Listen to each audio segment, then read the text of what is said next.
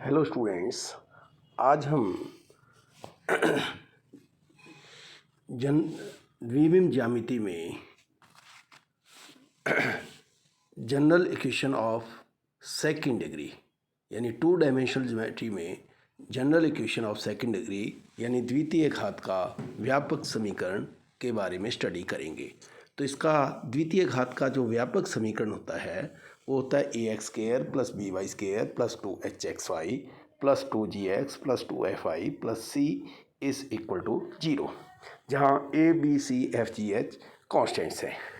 तो यहाँ तीन टर्म्स जो हैं ax² by² और 2hxy ये सेकंड डिग्री की हैं, प्लस 2gx और प्लस 2fy ये जो है फर्स्ट डिग्री की हैं, और प्लस c 0 डिग्री की यानी कांस्टेंट है। तो अब यह जो है equation general equation of second degree two dimensional geometry में कब यह सररेखा को यानी स्ट्रेट लाइन को व्यक्त करेगी, कब सर्कल को, कब पैराबोला को, कब एलिप्स को और कब हाइपरबोला को, ये ज्ञात करने के लिए सबसे पहले हम डेल्टा की वैल्यू निकालते हैं। तो ये डेल्टा इक्वल टू क्या है, एक डिटर्मिनेंट जिसकी फर्स्ट रो है AHG, सेकंड रो है HBF और थर्ड रो जो है GFC। तो इसको हम यूं भी याद रख सकते हैं इस डिटर्मिनेंट को कि इस डिटर्मिनेंट का फर्स्ट रो और फर्स्ट कॉलम है AHG, डायगोनल है ABC और जो जगह बच गई है वहाँ F। यदि इस डिटर्मिनेंट को हम सॉल्व करें तो डेल्टा इक्वल टू आ जाएगा ABC + 2FGH - AF² - BG² - CH²। तो डेल्टा की वैल्यू हम इनमें ABC FGH की वैल्यू रखकर भी ज्ञात कर सकते हैं। तो सबसे पहले हम डेल्टा की वैल्यू ज्ञात करेंगे। तो डेल्टा की वैल्यू जब ज्ञात करेंगे हमारे पास दो केस हो सकते हैं। एक case delta is equal to 0 और दूसरा case delta is not equal to 0। तो यदि डेल्टा इक्वल टू 0 है तो इसमें पहले तीन केस जो हैं वो डेल्टा इक्वल टू 0 के हैं। तो first case delta equal to 0 है, साथ ही साथ h² is not equal to AB है।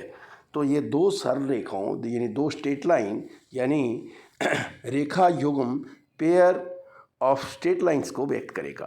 और सेकंड केस यदि डेल्टा इक्वल टू 0 है और h² इक्वल टू AB है तो दो समांतर सरल रेखाएं होंगी यानी दो पैरेलल स्ट्रेट लाइन होगी।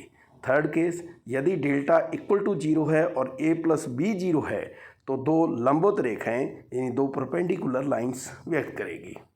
और इसी तरह यदि delta is not equal to 0 है तो इसमें 5 केस हो सकते हैं। पहला case delta not equal to 0 है, साथ ही साथ h² इक्वल टू AB है तो पैराबोला होगा यानी परवलय होगा। और यदि डेल्टा नॉट इक्वल टू 0 है, h² लेस देन AB है तो दीर्घवृत्त यानी एलिप्स होगा। और इसी तरह डेल्टा नॉट इक्वल टू 0 है, h² इक्वल टू AB है तो अति परवलय यानी हाइपरबोला होगा। सेवंथ केस यदि डेल्टा नॉट इक्वल टू 0 है, इसके साथ h² ग्रेटर देन AB तो है यानी हाइपरबोला है, किंतु a + b भी इक्वल टू 0 है यानी x² का गुणांक प्लस y² का गुणांक इक्वल टू 0 है तो ये रेक्टेंगुलर हाइपरबोला यानी आयतीय अतिपरवलय होगा। Eighth case delta not equal to 0 है, a इक्वल टू b है यानी x² का गुणांक इक्वल टू y² का गुणांक है और साथ ही साथ h इक्वल टू 0 है यानी xy वाला पद नहीं है तो ये सर्कल होगा यानी पैराबोला होगा। अब हम कुछ न्यूमेरिकल क्वेश्चन करेंगे।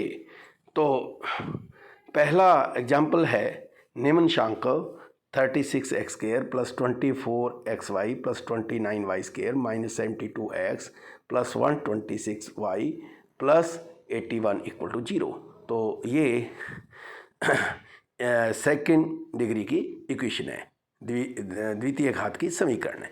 अब इसमें ए पार्ट केंद्र के निर्देशांक निकालने यानी सेंटर के कोऑर्डिनेट्स निकालने, केंद्र के निर्देशांक ज्ञात कीजिए, तथा के बी पार्ट केंद्र को मूल बिंदु लेकर शांकों का मानक रूप ज्ञात कीजिए।